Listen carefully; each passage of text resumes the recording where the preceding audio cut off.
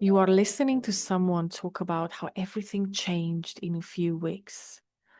They visualized a little, shifted their mindset, watched a couple of videos, and suddenly the money flowed, the clients appeared, the opportunities opened, they moved, they relocated, love arrived, and you feel the reaction instantly. Either a quiet tightening, a heat in the chest, but even maybe anger. And I used to be angry, not because those exact desires are yours or were mine, but because of the contrast, because of the years you have invested, the effort, the devotion, the depth of work you've done, and the thought appears before you can stop it. If it's so easy for them, what the heck is taking me so long? What am I doing wrong? And there's a second thought coming. Something is wrong, obviously, with me then. I might not got the right technique, tool. There might be something still blocking me, holding me back. I'm not something enough. Or the opposite, you think like, yeah, sure. Something in that story is not right. Like I'm not, you know, getting that. I'm not buying into that. Either way, something inside you is activated. A reaction, a defense, a need to explain, compare, justify, prove. Or maybe it happens in a completely different scene. Someone close to you questions your path or your decisions or your solution. Says this is taking too long, that you are wasting your time, money, energy, your life, that nothing has really changed. Oh my God, that's my mother actually used to say that. And I was getting so mad. The words land in the body, and then you just react before you can even think about anything.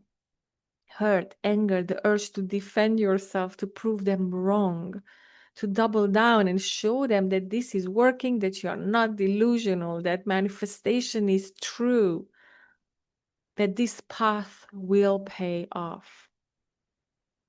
And in those moments, it feels obvious that the pain is coming from them, like they are the problem. They are not understanding you. They don't understand anything about reality creation, manifestation, even entrepreneurship. But actually, the pain comes from inside of you, from what they said.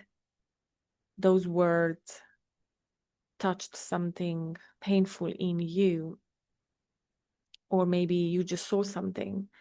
So they are not words, they are numbers.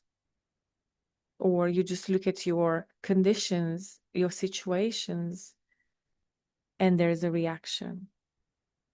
So welcome or welcome back to the Mirror podcast. This space used to live under a different name, but this work actually always been the same. It was seeing the position you are living from clearly enough that the loop can loosen. You can say enough, you can get out and actually live and have what you desire right here, right now, taking off the lens. And in this episode, I want to name something very precise. Those painful trigger moments that feel like proof the story is true are often the exact moments the story is being exposed. But because we don't understand this, we don't know this, and this is why I decided to share from lived experience. When someone questions your path, it doesn't just hurt randomly, it touches the sentence you've been living from. When you see someone succeed quickly, the pain isn't only about comparison. It touches the premise you've carried about effort and time and how things are supposed to unfold for you. The trigger doesn't create the story, it reveals where the story already lives. So think about the sequence. And I really want you to allow this so you recognize what I'm talking about, because this is true, but we are so caught inside our story, our identity. We identify so much with those words, with those thoughts in our head, and the reaction, the emotion, the pain we feel, that it's almost impossible to see it from outside. So you hear the words or see the post, there's an immediate sensation in the body. The body always reacts before you even think about anything. Then thoughts appear to explain that sensation, like they don't understand me, or this isn't freaking fair, or I worked so hard for this, or I really need to prove this works. This freaking needs to work. I know this has to work. Why is not? The emotion grows stronger because the thoughts keep feeding it. Then comes the explanation, like you looking for the why.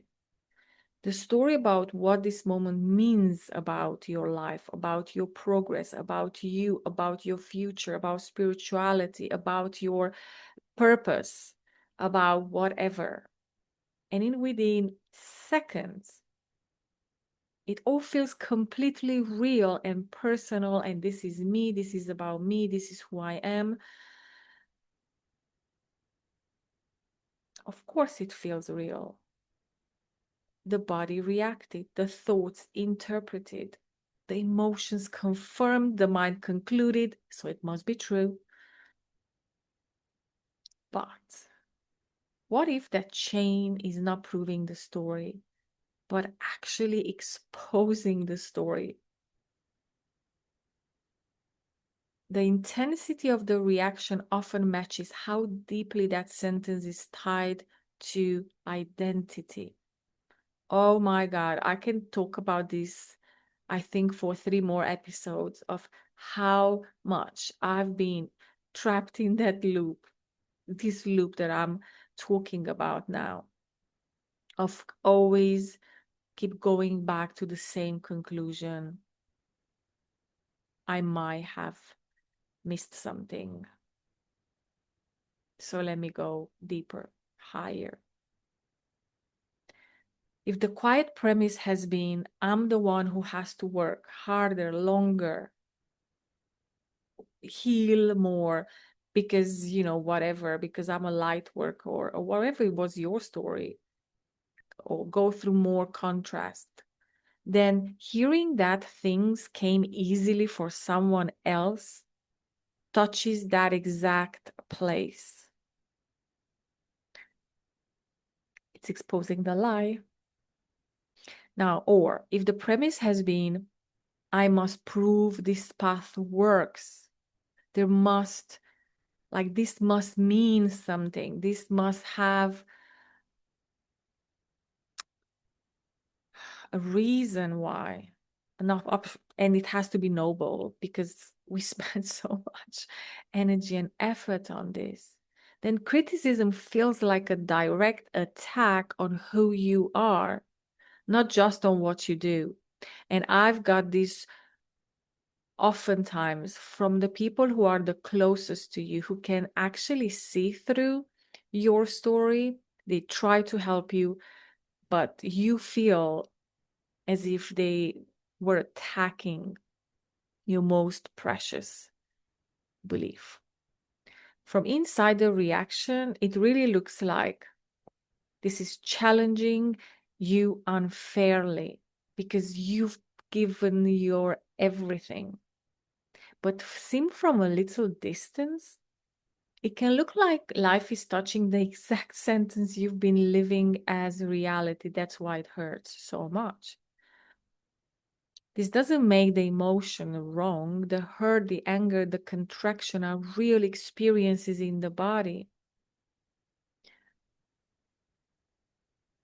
But they are not neutral. They are shaped by the meaning that was already there, waiting to be activated. The story running behind. This is one of the core movements inside what I've created. It's called the mirror, which is a private space and guided container I created alongside these conversations here. It helps slow those trigger moments down enough so you can see it in real time. Like what sentence is actually being touched? What is that painful belief or assumption that you're so identified it that it became you? So you can see it, so you can notice it. Ah, this is where my story lives. When that becomes visible, something subtle shifts. You might still feel the reaction, but it is no longer the absolute truth about you. It becomes information, a mirror showing where identification is strongest. And this changes how you relate to those moments. Instead of only asking, why is this happening to me? A new question becomes possible. What part of my story is being touched right now? And that question alone can soften the automatic defense, this loop that we are so stuck into or trapped into.